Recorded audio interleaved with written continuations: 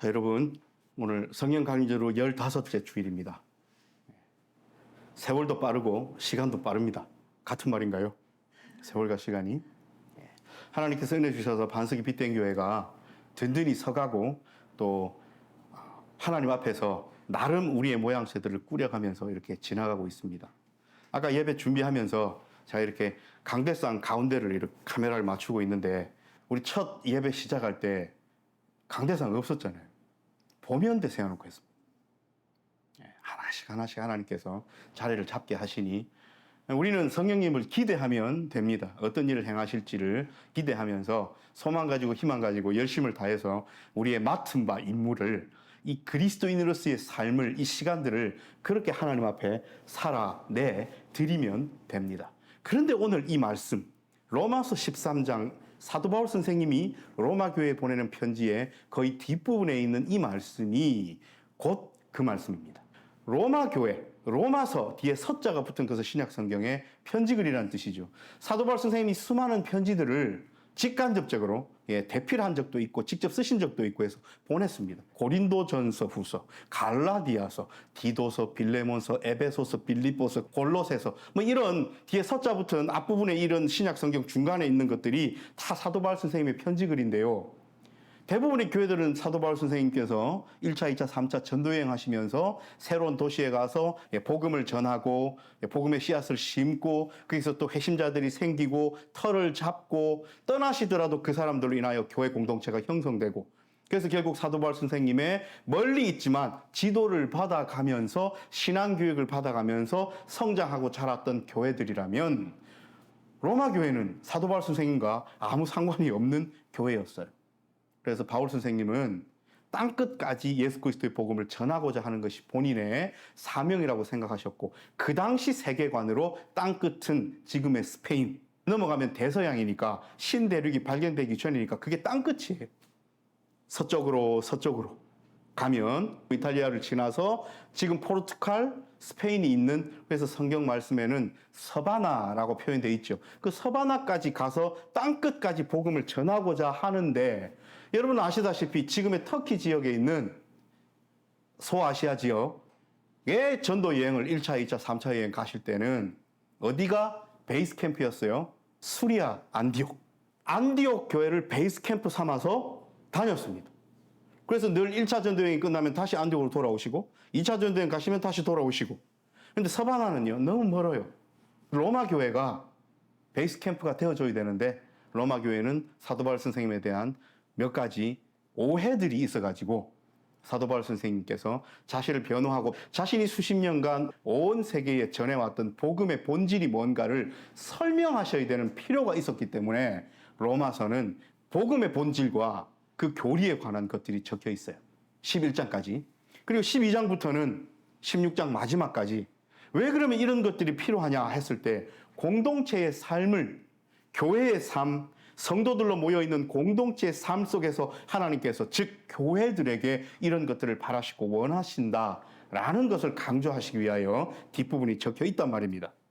여러분 이렇게 되면 뒤에 일상의 삶에 관하여 말씀하시는 것들은 개인에게 말씀하시는 것이 아니고 사도 바울 선생님이 공동체에게 강조하고 말씀하시는 것이다 라는 것을 여러분 꼭 염두에 두셔야 합니다. 오늘 사랑할 줄 아십니까? 라는 제목입니다. 자, 여러 군데 중고등부 사역을 한다거나 아니면 청년부 사역을 한다거나 아니면 우리 장년들의 본 예배를 드린다거나 그렇게 설교할 때에 사랑에 관한 얘기가 나오면 꼭 강조하는 부분이 있어요. 그게 뭐냐면 인간은 사랑할 줄 아는 능력을 원래 갖고 태어나지 않는다는 것을 강조합니다. 그런데 우리는 착각 속에 살아요. 나는 사랑할 줄 아는 거라고. 여러분 그런 게 어디 있습니까? 사랑할 줄 아는 것이 본능적으로 갖고 태어났다고요? 아닙니다. 그런 것 같으면 우리가 뉴스나 여러 가지 세상 살아가면서 만나는 사람들 보고 왜 이렇게 실망하고 낙심하고 또 눈살을 찌푸려지는 이런 일들을 경험합니까? 사람들요, 사랑할 줄 몰라요. 제대로 사랑할 줄 아는 사람이 사실은 거의 없어요. 그래서 독일의 사회철학자 에릭 프롬은 사랑의 기술, Art of Loving입니다. 사랑은 추상 명사일 수 없고 진행되는 행위고 실천이어야 돼요. 그 사랑함에 있어서 아트, 기술이 있어야 돼요. 그 아트는 뭡니까? 연마해야 돼요. 연습해야 돼요. 시간과 공을 들여야만 아티스트가 될 수 있어요. 태어나면서부터 나는 어느 분야의 아티스트다 할 수 없어요. 사랑도 마찬가지입니다. 그러면 우리는 어떤 사랑을 보고 배워야 되며 누구의 사랑을 보면서 연마해야 되고 애써야 되고 그 기술을 습득해야 돼요. 그 말씀은 예수 그리스도의 사랑, 그런데 고린도전서에 사랑장이 있는 겁니다. 사도 바울 선생님은 특별히 이 사랑을 많이 강조하셨죠. 방금 제가 언급드린 고린도전서 13장 사랑장에서도 언급하셔서 한 장 이 내내가 예수 그리스도의 사랑에 관한 사랑은 오래 참고 사랑은 온유하며 우리가 알고 있는 그 사랑장인데 오늘 로마 교회에 보내는 이 편지 글에서도 사랑을 강조하고 계셔요. 우리가 말씀을 8절부터 14절까지 읽었습니다. 13장 8절에 피차 사랑의 빚 외에는 아무에게든지 아무 빚도 지지 말라. 여러분, 빚을 진다는 것은 어떤 의미입니까? 빚을 지면 그 다음에 따라와야 될 당연한 행동은 뭐죠? 갚아야죠. 그래서 때론 죄 짓는 것 있죠. 그것도 빚 지는 거예요. 내가 어떤 것을 도둑질했어요. 그러면 율법에는 뭐라 되어 있어요? 남의 것을 훔치면 그냥 제사장 앞에 와서 잘못했습니다 하고 속죄제만 드리면 됩니까? 아닙니다. 나로 인하여 피해 입은 그 사람한테 몇 배로 갚아야 돼요. 하나님은 이런 법을 정해놓으셨어요. 우리는 사랑도 오해하고 사랑할 줄도 몰라요. 오늘 사도 바울 선생님은 피차 사랑의 빚 외에는 아무에게든지 어떤 빚도 지지 말라는 겁니다. 다른 이를 가슴 아프게 해서도 안 돼요. 빚지는 거잖아요. 다른 이의 재산을 훔치거나 손해보게 해서도 안 돼요. 빚지는 거잖아요. 근데 유일하게 다른 사람들에게 어떤 행위를 하여 내가 빚져도 되는 것이 뭐냐? 사랑이에요. 내가 사랑을 많이 받았어요. 갚아줘야 되잖아요. 그것만큼은 예수 그리스도를 닮은 삶이라는 겁니다. 자, 이쯤 되면 우리의 삶을 돌아보지 아니할 수 없죠. 여러분, 인생을 살아가면서 수많은 사람들을 만났습니다. 학창시절, 또 직장에서, 또 교회 공동체에서 여러 많은 사람들을 만나는데 우리 진짜 그 사람들한테 사랑의 빚 외에 다른 빚을 짓지 않았습니까? 나로 인하여 가슴 아프고 힘들어하고 내 말 한마디로 인하여 상처받고 또 나의 행동으로 인하여 또 그 사람의 행동과 말로 인하여 내가 상처받고 그렇게 서로 사랑 외에 다른 것들을 주고받고 살지는 않으셨어요? 라고 물으면 질문이 잘못됐죠. 우리 다 그러고 살았는데. 그렇죠? 우리는 사랑의 빚 외에도 엄청나게 많은 빚을 서로에게 지고 살아갑니다. 오늘 사도 바울 선생님은 율법을 재정의하셔요. 여러분, 우리 율법 그러면 어떤 느낌이 확 듭니까? 로마서 앞부분에서도 계속 율법 얘기를 하셔요. 또 예수님께서도 복음서에서 내가 율법을 폐하러 온 것이 아니라 완성하러 왔다 하셨어요. 도대체 이것들이 무슨 얘기일까요? 다시 구약 성경으로 돌아가 봅시다. 율법의 최고봉, 대표가 뭡니까? 십계명이죠. 여러분, 십계명 다 외우십니까? 이렇게 훅 들어가면 대답을 자신 있게 잘 못 하시더라고요. 여러분, 십계명 외우셔야 돼요. 근데 이 십계명을 광야 생활하고 텐트 치고 살아가는 이스라엘 백성에게 주신 데는 이유가 있습니다. 그게 뭡니까? 공동체적 삶을 살라는 거예요. 그 율법을 주시고자 하는 하나님의 마음은 뭐였냐면 사랑하심이었습니다. 여러분, 집에 아버지, 어머니가 있어요. 아빠, 엄마가. 자녀들이 여러 명 있는데 자녀들끼리 서로 싸운다. 자녀들끼리 서로를 해한다. 자녀들끼리 서로 싸우고 말다툼을 하여 서로에게 상처를 준다. 자, 이런 일이 계속 벌어지면 엄마, 아빠 마음이 편하겠습니까? 속이 시끄럽겠습니까? 그러면 엄마, 아빠 입장에서는 자녀들에게 뭐라고 이야기하겠습니까? 싸우라 하겠습니까? 싸우지 말라 하겠습니까? 동생이 언니 거를 말도 안 하고 함부로 갖고 가가지고 둘이 싸웠어요. 그럼 뭐라고 하겠습니까? 언니한테 허락받고 갖고 가라. 이야기 안 하겠어요? 또 거꾸로 동생이 좀 썼는데 뭐 그리 니는 그거 갖고 화를 내노. 이해를 하고 마음을 좀 넓히지. 이렇게 이야기하지 않겠어요? 여러분, 이게 율법입니다.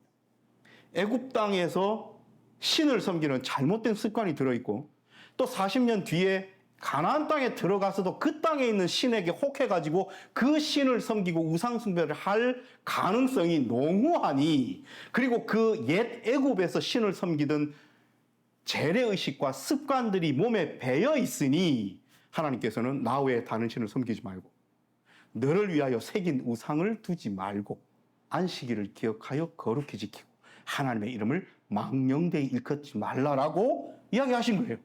애굽의 신들을 섬기지 말고 앞으로 나아갈 가나안의 신들도 기대하지 말고 너희를 애굽 땅에서 이끌어낸 나 여호와 하나님만이 유일한 하나님임을 인정하고 따라오라는 거예요. 그럼 내가 불기둥 구름기둥으로 너희를 가나안으로 인도하시겠다는 약속입니다. 근데 그 다음부터는요, 살인하지 말고 간음하지 말고 도둑질하지 말고 이웃을 헤아리고 거짓 증거하지 말고 욕심내지 말라는 거예요. 이웃의 집이나 금품이나 좋은 가죽이나 양이나 염소나 심지어는 그 집의 아내까지도 탐내지 말라는 거예요. 탐내는 마음을 품는 순간 이웃끼리 어찌 됩니까? 싸우게 되어 있어요. 싸우다 보면 주먹이 먼저 한 대 나가요. 한 대 맞으면 사람은요, 똑같이 한 대 안 때려요. 내가 한 대 맞으면 나는 세 대쯤 때려요. 세 대 맞으면 가만히 있습니까? 손에 방망이를 들어요. 그렇게 싸우다 보면 살인이 벌어져요. 탐내는 마음, 욕심내는 마음, 그리고 모세 앞에 나아가서 거짓 증거를 함으로써 내가 싫어하는 사람을 제거하는 그런 행위들 하지 말라는 거예요. 그 궁극적 목표는 뭡니까? 내 자녀들아, 서로 싸우지 말고 서로를 해하지 말고 너희끼리, 내 자녀들끼리 서로 사랑하고 공동체를 이루어 내가 너로 큰 민족을 이루고 아브라함과 이삭과 야곱에게 약속했던 그 위대한 일을 할 수 있게끔 율법 좀 지켜라, 내 자녀로서 라고 말씀하신 겁니다. 그러면 오늘 설교에 주제를 다 말씀드렸어요. 요거 쫙 함축하면 뭡니까? 1계명부터 4계명까지 하나님을 사랑하라는 거잖아요. 5계명부터 10계명까지 이웃을 사랑하라는 거잖아요. 예수님께서 정리해 주셨잖아요. 하나님을 사랑하고 이웃을 네 몸과 같이 사랑하라. 이것이 너에게 주시는 큰 두 계명이다. 여러분, 바뀐 게 없어요. 그 말이에요. 오늘 사도 바울 선생님이 예수님의 가르침을 그대로 갖고 와서 도둑질하지 말라, 살인하지 말라, 간음하지 말라 하셨으나 이 모든 것을 딱 합하면 사랑이다. 그러므로 사랑은 율법의 완성이다. 이렇게 이야기를 하시는 겁니다. 사랑은 이웃에게 악을 행하지 아니하나니. 사랑 얘기를 하셔놓고, 자, 그러면 여러분, 사랑은 혼자 산에 올라가서 도 닦고 앉아있으면 사랑할 수 있습니까? 예수님이 보여주신 그 사랑을 따라가는 건 아니잖아요. 예수님이 자기를 사랑하셔서 십자가를 지셨습니까? 예수님이 자기를 사랑해서 죽으셨어요? 아니잖아요. 누구를 살리려고? 우리를 살리려고. 우리를 사랑하셔서. 그러므로 우리도 그 사랑을 따라가고 닮아가려고 애쓰고 노력하고 그 사랑의 기술을 연마하면서 살아야 됩니다. 그래서 우리는 인정해야 돼요. 나는 사랑할 줄 모르는 사람이다. 내 사랑은 무언가가 모자란다. 내 사랑에는 뭔가가 더 필요하다. 채워야 된다. 그럼 누구 걸 보고 채워야 됩니까? 예수 그리스도의 우리를 사랑하시는 그 사랑을 보고 채워야 돼요. 자, 그런데 이 사랑을 연모하고 서로 사랑하는 것을 연습하면서 잘 안 되지만 조금씩 내 마음을 열고 사랑해 나아가는 이 발걸음이 여러분 여유가 많이 있을까요? 좀 급할까요? 오늘 사도 바울 선생님은 급하다고 본 거예요.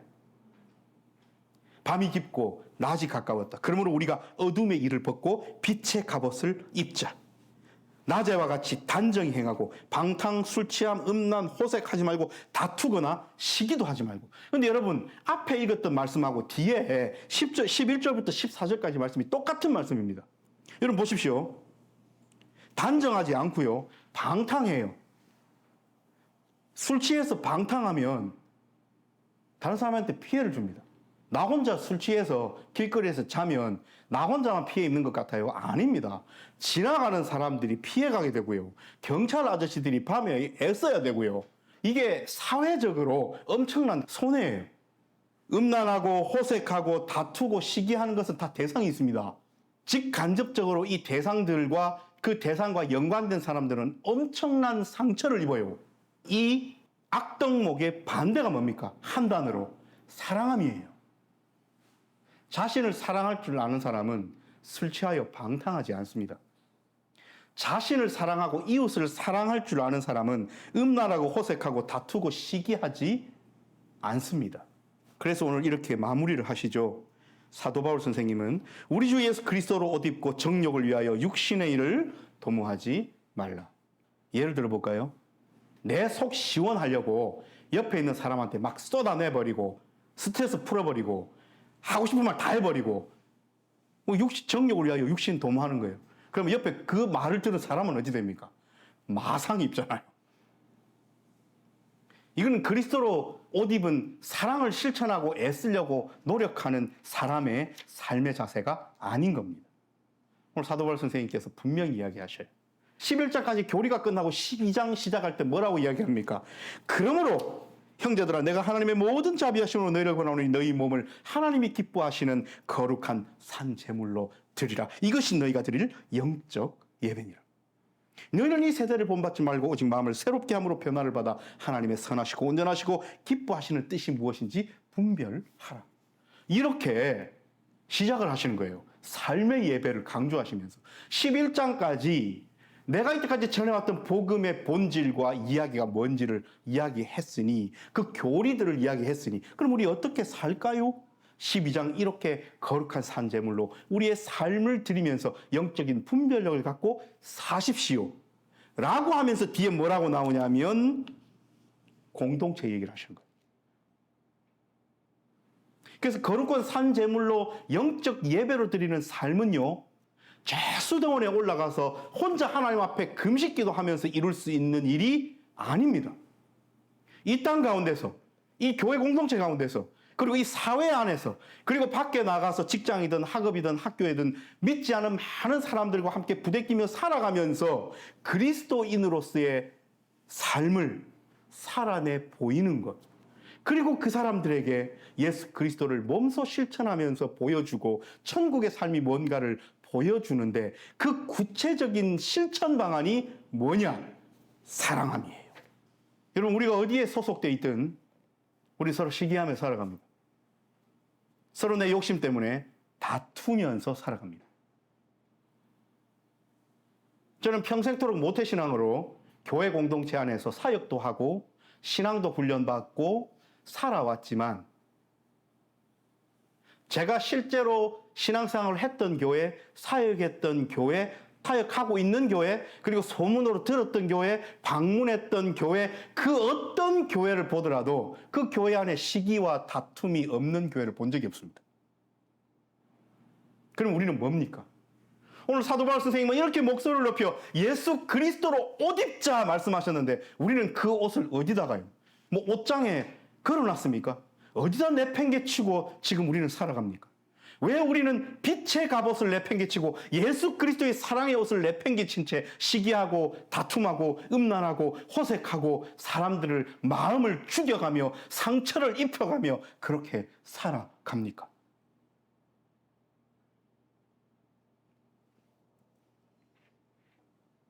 다시 오늘 설교 제목을 읊어드립니다. 사랑할 줄 아십니까? 여러분 사랑할 줄 아는 것은요 인간이 살아가면서 획득할 수 있는 가장 큰 능력입니다. 이 능력은 그저 얻어지지 않습니다. 우리 애쓰잖아요. 뭐 하나 잘해보려고요. 기타 잘 치려고 손가락에 물집이 잡히도록 연습하잖아요. 성적 잘 받으려고 점수 잘 받으려고 학원도 다니고 애써서 공부하잖아요. 우리 언제 사랑할 줄 알려고 애써보고 연습하고 노력해봤습니까? 우리 그런 거 배우려면 뭐 봐요? 교과서 보잖아요. 영어책도 보고 기타 교본도 보고 그렇게 하시잖아요. 우리 언제 사랑을 연마하기 위해서 교과서를 펼쳐보셨습니까? 그 교과서는 신약 성경과 구약 성경에 펼쳐져 있습니다. 사도 바울 선생님은 그저 이해하기 힘들고 언뜻 머릿속에 남아서 다 이해되어서 소화될 만큼 쉽도록 그렇게 우리에게 로마서를 통하여 교리를 알려주시지 않았어요. 읽다 보면 어려워요. 해석도 필요하고 그 당시 상황도 필요하고 또 누군가의 도움도 필요하고 책도 필요하고 주석도 필요하고 그래요. 로마서는 쉬운 책이 아니에요. 근데 그래 놓고 그 어렵고 힘들고 이해하기 힘든 것들을 머리로만 알았냐? 아니, 가슴과 몸으로 실천해야 돼. 라고 오늘 강조하고 계신데 그것이 사랑하라는 말씀입니다. 우리는 이제 고민해야 돼요. 내게 어떤 부분의 사랑이 부족할까? 또 내가 다른 이는 사랑하는데 왜 유독 이 사람은 사랑할 줄 모를까? 다른 이한테는 말이 이쁘게 나가는데 왜 이 사람한테는 괜히 틱틱대고 이렇게 할까? 여러분 중요합니다. 왜 이 사람은 막 내가 존중해 주는데 나도 모르게 이 사람은 막 까내리고 할까? 이 사람은 상처받을까봐 내가 노심초사 조심해서 말 한마디도 조심해서 이렇게 말을 하는데 왜 이 사람한테는 조심하지 않고 하고 싶은 말을 다 할까? 근데 여러분, 상처받지 않는 사람은 아무도 없습니다. 겉으로 성격이 그래서 괜찮아요, 괜찮아요, 아우 저는 괜찮아요 하지만 집에 가서 울고 있을지 누가 압니까? 여러분, 우리는 사랑하는 방법을 연습해야 됩니다. 그리고 사랑하는 방법을 연습하기에 반석이 빗된 교회만큼 좋은 환경은 없습니다. 가슴 아픈 얘기기도 하고 서글픈 얘기기도 한데 우리의 숫자가 많아지고 우리의 규모가 커지면 또 우리 가운데 시기가 있고 다툼이 있고 의견의 대립이 있고 반목이 있고 사랑하지 않음이 있고 누늘김이 있고 마음의 상처줌이 있을 거예요 라고 예상하고 있는 목사의 이 마음을 여러분 아십니까? 너무 마음 아파요. 인간이 모이면 그렇게 될 수밖에 없는 결과를 예상할 수 있다는 것이 너무나도 마음 아파요. 그런데 적어도 지금만큼은 특별한 일이 없으니까 그럴 수도 있는데요. 특별히 막 중요하게 결정해야 되는 일이 없고 서로 마음 상할 일이 없기 때문에 그럴 수도 있지만 그렇기에 더더욱 지금 우리는 사랑해야 돼요. 여러분, 하나님께서 우리에게 사랑하라 하셨으니 일주일 동안 내가 어떤 일은 사랑하고 하는 것 여러분 잘하는 거 있잖아요. 친한 친구끼리 우리 사랑해요. 서로 많이 이해해주고 마음이 열려있는데 왜 유독 이 사람한테는 내가 너무 좀 빡빡하게 할까? 연습해야 돼요. 심지어는요, 왜 나는 나를 사랑하지 못할까? 연습해야 돼요. 그리고 그 연습은 필로우 사랑도 아니고 에로스 사랑도 아닌 여러분들 잘 아시는 아가페이 사랑, 조건 없는 사랑, 예수 그리스도께서 아낌없이 남김없이 우리를 향하여 다 주셨던 그 사랑을 어떻게 하면 요만큼이라도 닮아가고 연마해 갈까를 고민하는 그런 사랑에 대해서 한번 깊이 묵상하고 생각하며 살아가는 일주일이 되십시다. 이번 한 주간 동안 하나님께서는 누가 사랑을 제대로 애쓰면서 하려고 노력하는가 찾고 계실 겁니다. 기도합시다.